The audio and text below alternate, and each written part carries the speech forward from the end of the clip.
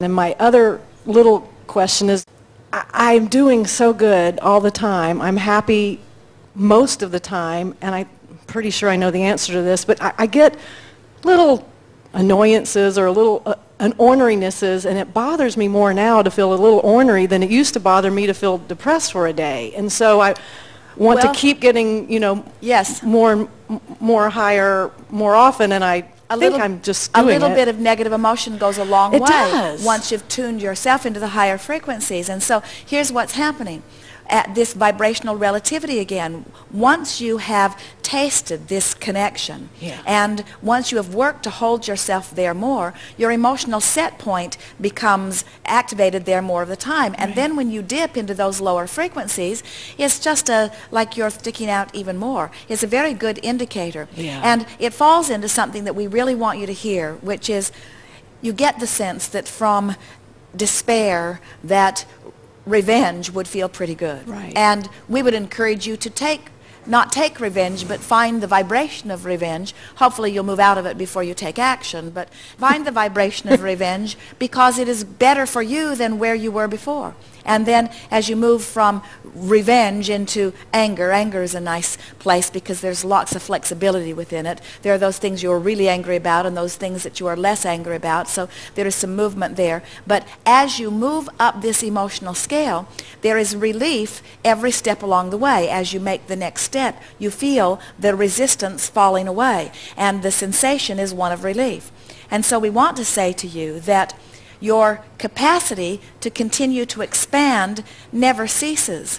Therefore, your ability to release resistance never ceases. So you will never get to a place that there is not the potential of yet feeling better. And so that's why we see it with Esther too. When something happens where she's not close to the vibration that she's used to living in, she takes it very hard because she is accustomed to this high-flying vibration. It's who you really are. And we like it when you get picky like that. We never want you to settle back in. Our friend earlier, we agreed awkwardly and under great duress that we could maybe call that subconscious, but what we really want to call it is insensitivity.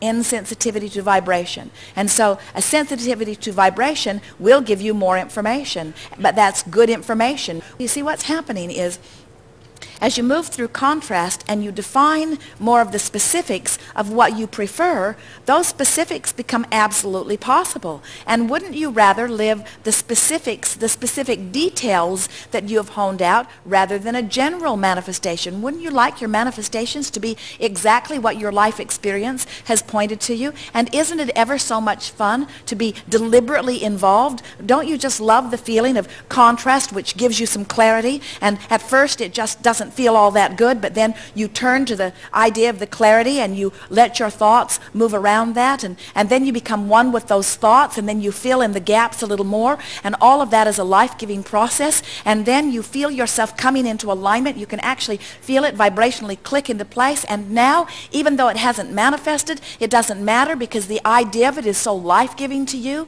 And now you're in this place of feeling good, and now you also now have access to a whole array of contrasting experiences, but the contrasting experiences from this new better feeling place are not the range of contrasting experiences that you had before. You've cleaned your vibration up, so now the range of contrasting experiences is much cleaner, much better feeling. The low point may be frustration while the high point is ecstasy. You're not dipping down into worry or disappointment or discouragement or fear or any of that, but still that vibrational relativity is there. And so this new idea is born out of that, and at first it's an awkward idea, but you work on it until it becomes familiar. It begins to feel more and more like the next logical step, and all of that is life-giving. It all feels so good, and now you're in alignment with it, and now you're in a whole new place with a new set of contrasting experiences.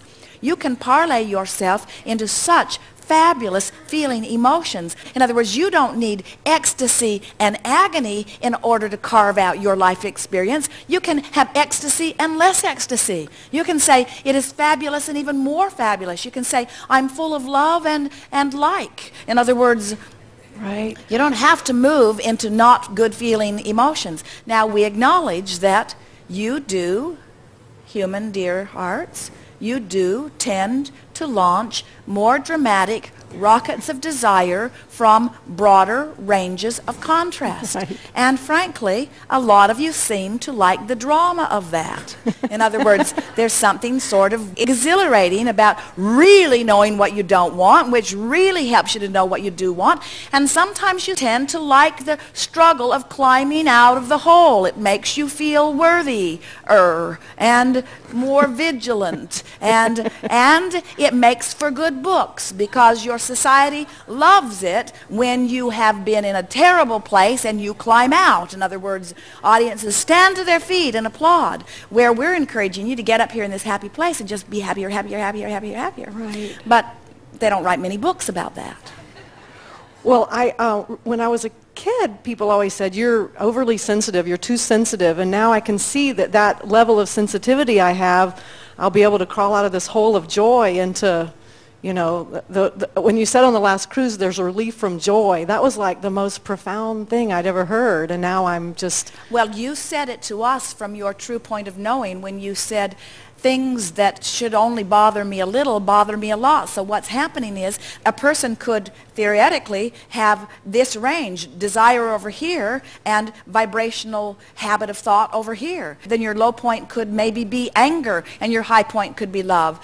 Love about a few things and anger about a few things, or maybe a lot of things. But as you work your way up the emotional scale, what begins to happen to you is you begin to close the gap. And as you maintain a vibration that goes maybe from frustration to joy, you begin living a different life experience. It's fascinating to watch that the things that were accessible only to you because you were in this range now are out of range. You literally vibrate yourself out of the possibility of having any of those experiences. And people who are watching you begin to see the changes reflected in your manifestations. And they say, what's going on with you? And you have to say, I just came to the place where I stopped giving a rip what any of you think I should do, and I began to care intensely about how I feel, and on a moment-to-moment basis I just pay attention to how I feel, because I don't want how I feel to be unconscious.